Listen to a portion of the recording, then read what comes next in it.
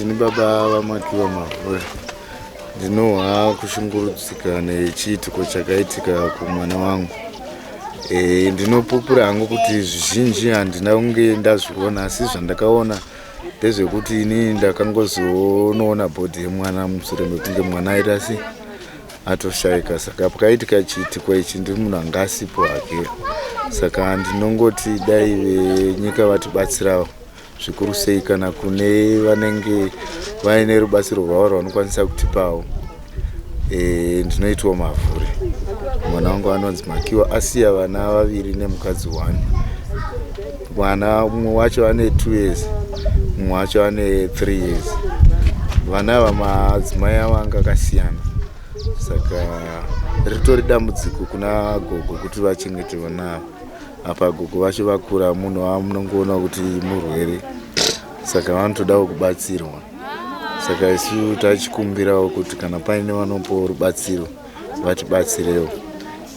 Chiitiko ichi handingati chakaitika mumaziso angu kana kuti chakaitwa nevakomana vehurumende kana kuti nei, asi ndo manzwiro atakaita, asi uchapupu nazvo hatina, asi ndo kutaura kwazviri kudi kwazviri kuitiwa.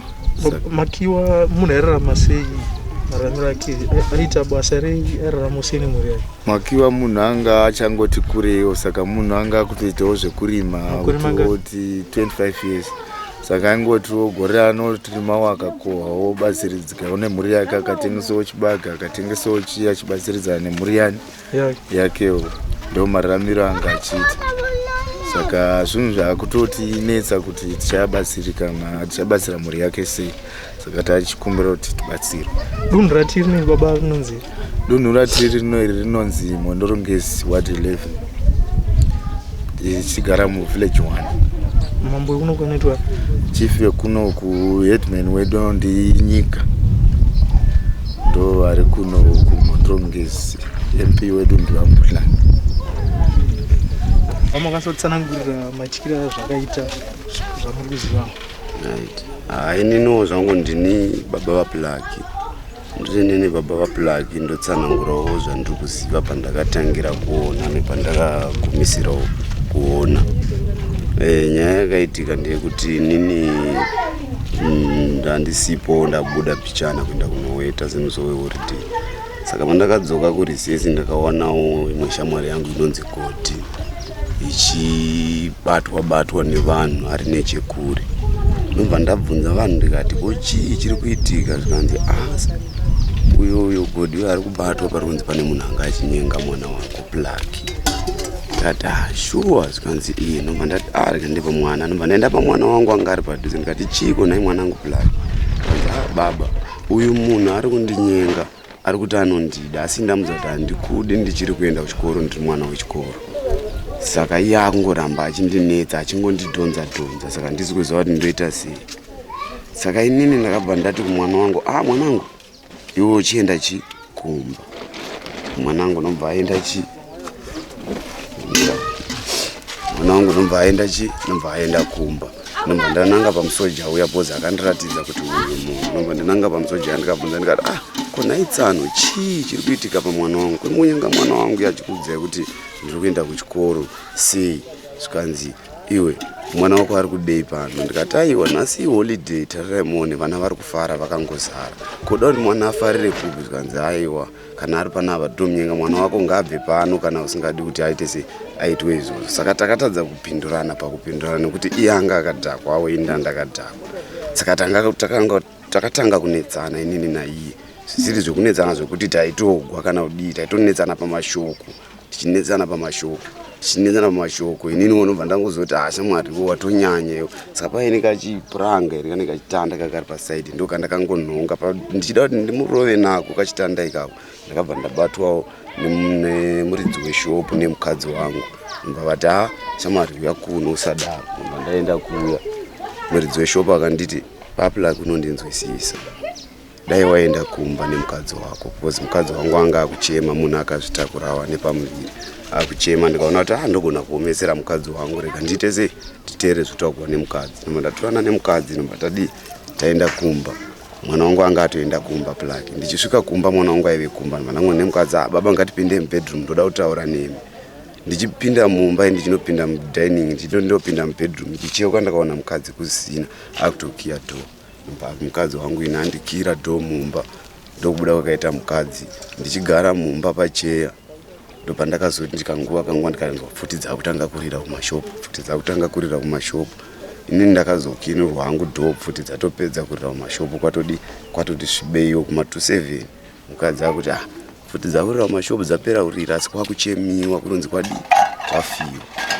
kwafiwa zvikanzi paronzi pane vanhu vashudwa nepfuti asi vanonzi futi naMakiwa anga aripo. Ndikati my black Makiwa aenda kutefi adzoka nguvayi.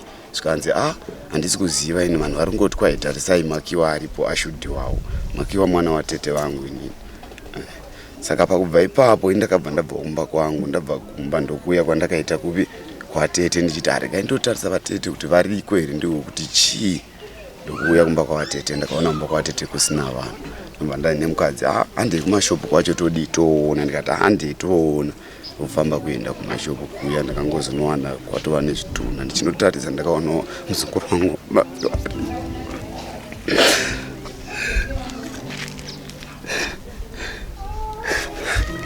doro wadziwa wakudazo zvakaitika kuti ndangwa ndandisisipo ndakangozowanawo zvinhu zvakadaro zvaitika. Nangu Pakatangira Nyaya handipazivi. Kuza nzvadzi yangu anga asiri kumashopu ndaitori naye ndakatoswera naye tiri kumba kutevi. Ndaswera naye ndopatikazoti zuva rovira tichade kupi kunoku kuzona vamwe. Saka tasvika kumashopu taiti nerori inobva yadzima yega, yakangodzima yega. Saka payakada kumutswa nadhiraivha yakabva yaramba kumuka. Dhiraivha nobva ati burukai mese mupushe rori tiende. Saka tosvika pfuti dzichirira. Bva patikajamba tichida kupusha rori. Hanzvadzi yangu akada kufamba achiuya nekuseri uko. Saka musoja uyo yakafungidzira kuti ari kuda kuvingwa nechi yavanhu sezvo tadzima rori. Ndopakabva angoshudha hanzvadzi yangu. Pakafuratira mbashudha hanzvadzi yangu pamusana. Saka vanhu patikatanga kutiza hanzvadzi yangu akabva pinda nemusango achitiza. Musoja uyo ndopakabva teera nedirection yekwaakaenda nayo. Ndopakasvika ndopatika wabvuti ichirira koza akamurowa musoro ndobva awira pasi ndobva azorowa imwe nepana panzeve. Saka ndakatozongobvawo paya ndichimhanya ndichiuya kunokumba ndichizoshedzawo namama.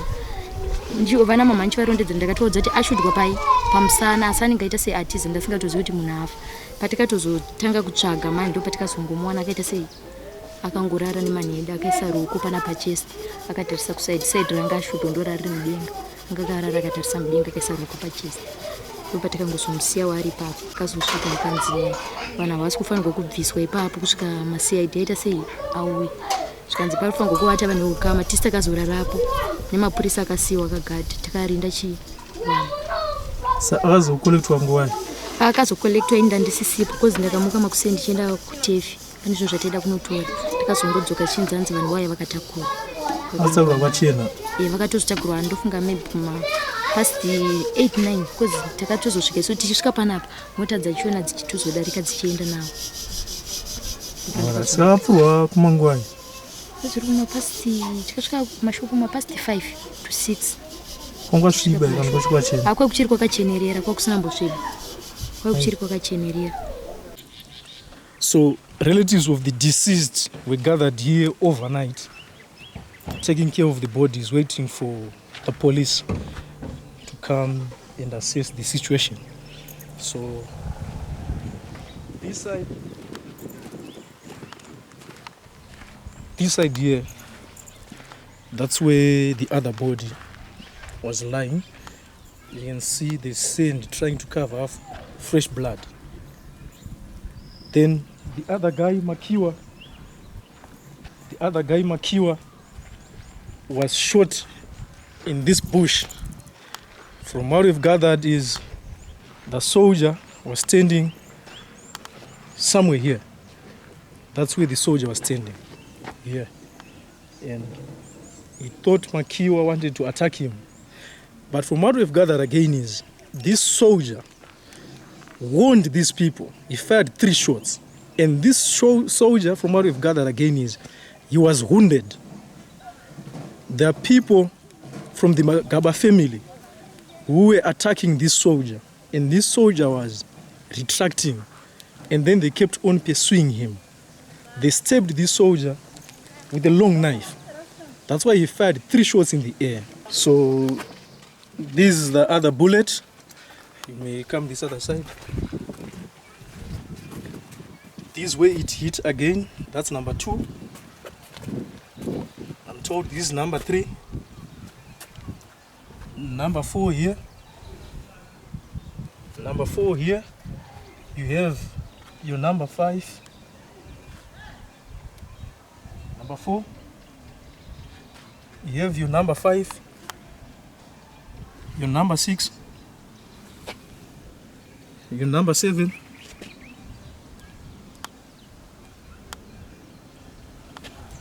Your number 7.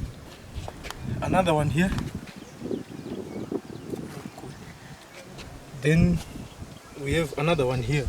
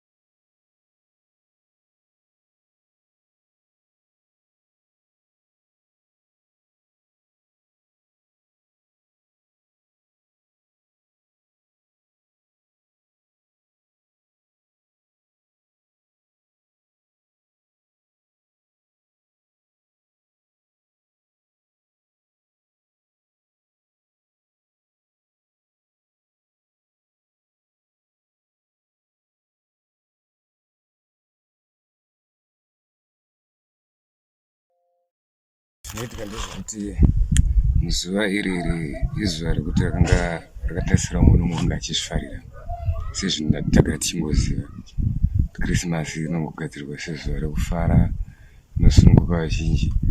Saka inini ndakangove munhu akangosarudza kungove kuti zvekupinda muruzhinji nhasi handidi, because ndinoziva nhau yemhando yevanhu vatigere navo muno mune ndururani nenyika nyoma futi time makasangana vanhu vakasiyana siyana.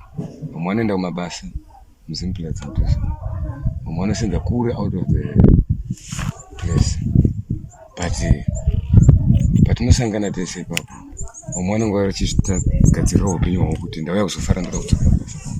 Asi munhu vamwe vanenge asina kana basa vanenge kuti upenyu hwake chaiwo kuti umuzi kuti akambosenza kana kuti akambodii anenge asina kana history dzakashanda. Asi kwete nekuti kusashanda kwakaipa kuti pamwe anenge achishaya basa, asi hobby yavo yavanozoguma vainayo ndeyemusindo. Varipo vanozikanwa nemazita usingavatauri vanovanyenyeredze, but zvinhu zvekuti handisi kutora nekukwadzwa nekuti kwezvakaitika, but ndikutora sekuvaziva kwandinovaita. Vakarwisa musoja uyu. When I wasn't there, but ndiri kumba. Ndiri kumba.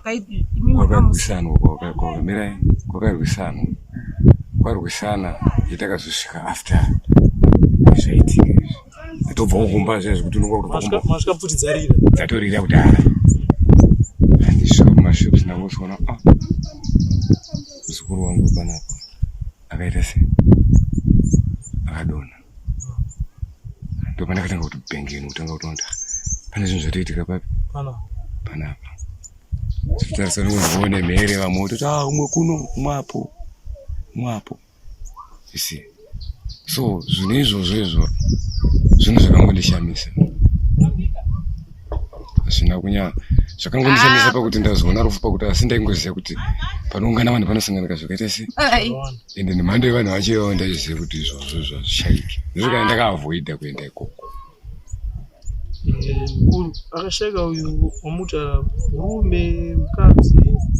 Musikana angari mukadzi ane vana vake 2. Zvangava nemakore mangani? Angari makore mangani. 25 26 ikoko. Aiwa. Yes. 19 years. Ma 20 22 ikoko. 20 was Roma 2000 something. Saka ndo chimiro chacho chiripo ichocho. Anga akarorwa. Akambororwa akadzoka. Kana tikanzwa zita rake pane list atinaro zvari nemazita kwamangu tsukuru dzenyuta zita rake racho ranozikanwa naro. Yolanda Mabande. Tunzonge zvinzi mabande kwafa 2. Pane mhuri hapana mhuri yakafa vanhu vaviri. Kune mhuri yakafa vaviri. Hakuna akafa vaviri. Ndoma 1. Village ndio ikona kuve nevanhu. 5. Kana mwakazi mushindi. Wakafira passport apa 4. Apa passport pakafira 4. Asi umwe wacho kutanga katanga kufa panesa ari kunzi akatakurwa ari mota yakaenda nevamwe vakuvara. Ndiye akatanga kuno. Aona kunge ndiye ega. Vamwe vakazosara vautoonekwa kuti uyu arapa uyu. Vakazosara izoonekwa uyu atoonekwa neachibakiwa ndiye ega. Saka Yolanda Mabande anawabereki vapenyu kana. Yolanda Mabande anawabereki vapenyu.